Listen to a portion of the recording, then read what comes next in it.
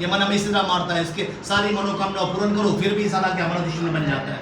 मगर उस संत ने युग की लड़ाई इतनी सोटियाँ मार मार मार कर अब लेकर आ गया बादशाह को। बोला बादशाह मैं ले आया।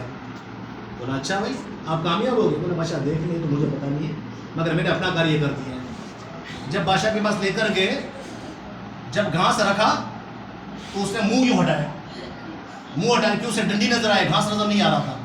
बादशाह कह रहा है कि ऐसी अद्भुत लीला कैसे कर दी?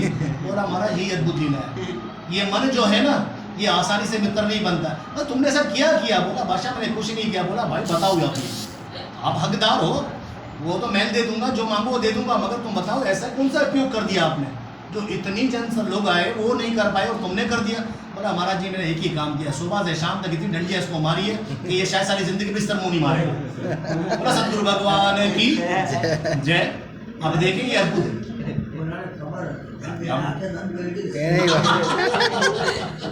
श्याम रामचंद्र भगवान की।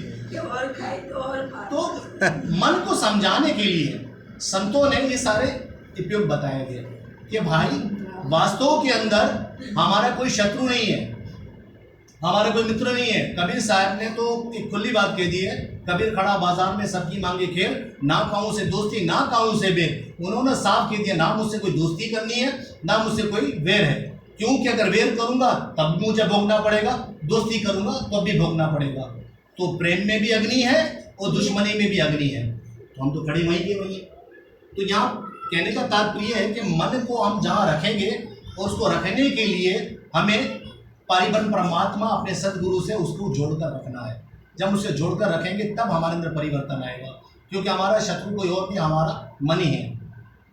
तो इसीलिए संत ने कहा कि मन की मति मत चल, मन यहाँ वहाँ ले जाए, मन को बुद्धि से मार जो तड़प तड़पता रह जाए। अगर बुद्धि ने शास्त्रों का साधुओं संतों का संग किया होगा तब जाकर बुद्धि विरोध कर सकती है। किसका? कुकर्मों का विरोध करेगी कि उसे सत्य पता है, तो मन को डंडी मार सकता है। मन को डंडी कौन मारेगा? केवल बुद्धि मारेगी। मन गड़बड़ करता है तो बुद्धि से चेतन करती है, नहीं कर ये कर्म नहीं कर, इस कर्म करने से ये हो जाएगा, बुद्धि चेतन करती है। मगर बुद्धि भी अगर उसी क्लास की होगी तो फिर मन को कौन समझाएगा? फिर तो कांड हो जाएगा। श्याम रामचंद्र भगवान की जय। हमारे संत एक बात और कहते हैं कि ये मन वो वस्तु है कि इसको 10 दफा कोई मारेगा ये दोबारा आएगा। हमारे श्री कृपालु जी महाराज कहते हैं किसी कुत्ते को आप दूर से देखकर रोटी दिखाकर बुलाओ, ये रोटी खाने के लिए वो दौड़ता हुआ आएगा आपके पास। जब रोटी खाने के लिए वो आएगा दौड़ता हुआ, रोटी खाएगा, फिर उसको डंडा मारो, वो भोगता भोगता वापस जाएगा। मतलब चोट लगी ना उसे, वो भाग कर गया। अब भाग कर गया, फिर दोबारा रोटी दिखाओ, फिर दोबारा आएगा। बोले ये मन ऐसा ही है, ये मन ऐसा ही है। आप इसको जितना समझाओगे ये उतना ही वापिस ऐसा करेगा।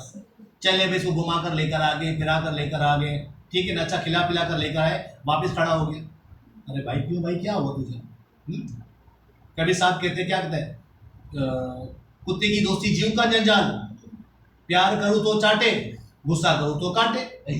ये मन है, इससे प्यार करता हूँ तो ये मेरे लिए वादा करता भाई, इसको डांटता हूँ तो मेरा दुश्मन बन जाता है। दोनों सूरत में मन को इस तरह बताया गया है कि मन को बहुत धीमे धीमे धीमे अभ्यास के द्वारा आप भगवान के अंदर लगा सकते हैं। प्रेम की गली अति चाकरी ताम में दो ना समाई, या तो संसार रहेगा या तो भगवान रहेगा। भगवान कहता आप लोग खुद सोच लो, जब किसको रखना है। आपको परम धाम जाना है, हम सब यात्री है और यात्रा पे सब आए हुए हैं। और दूसरी बात ये कि हम सब मृत्यु लोक में, जहाँ हमारी यात्रा समाप्त होगी वैसे हम जाएंगे। तो वहाँ पर क्या आ गई, जैसा कर्म करेगा इंसान वैसा फल देगा। भगवान ये गीता का ज्ञान, कर्म अनुकूल हमें सब फल मिलेंगे। तो कर्म अनुकूल हमें सपना चाहिए कि अपन कर्म कैसे करें। हमारे बुजुर्गों की सेवा करनी, हमारे माता पिताओं की सेवा करनी, जन सेवा करनी, परमात्मा के प्रति सेवा करनी हमें, ये सारी सेवा में मगर हमें किसको देकर सेवा करनी है कि मेरे ससुर में मेरे परमात्मा विराजमान है, मेरी सासू जी में मेरे परमात्मा विराजमान है, मेरे पति में मेरे परमात्मा विराजमान है, मेरे पुत्र पुत्री में विराजमान परमात्मा विराजमान है। ये भाव रखकर अगर आप सेवा करोगे तो आप समझ लो कि कर्म योग में जुड़ गए। जो कर्म तो कर रहे हो साथ में योग में जुड़ो। ये योग मतलब परमात्मा से जुड़ना। कर्म आप जन्म कर रहे हो मगर उसके अंदर परमात्मा को प्लस कर रहे हो। जहाँ अगर परमात्मा को प्रेस करोगे तो जाएगा उसका फल क्या होगा? परमात्मा। क्योंकि आपकी दृष्टि में क्या आया कि मेरे ससुर की सेवा जो मैं कर रही हूँ तो मेरे परमात्मा है, श्री कृष्ण है, हम उसकी सेवा कर रहे हैं। प्रभु आपने हमें योग्य बनाया तो मैं सेवा कर रही हूँ, मेरे पति की सेवा करी, मेरे बाल गोपाल की सेवा कर रही हूँ, जन सेवा करी, साधु संतों की सेवा करी, इसका फल क्या मिलेगा? जाहिर बात है परमधामी मिलेगा। किसी का बाप ना रखे मुरारी, आप व्यस्त गिरदारी। बस आपकी दृष्टि में ये होना चाहिए, आपकी दृष्टि में कोई फर्क नहीं आना चाहिए। कौन क्या कर रहा है मुझे इससे कुछ नहीं है। जो कर्म जैसा करेगा वैसा फल देगा भगवान। कर्म की इच्छा फल की इच्छा मत कर, ए इंसान, जैसा कर्म करेगा वैसा फल देगा भगवान।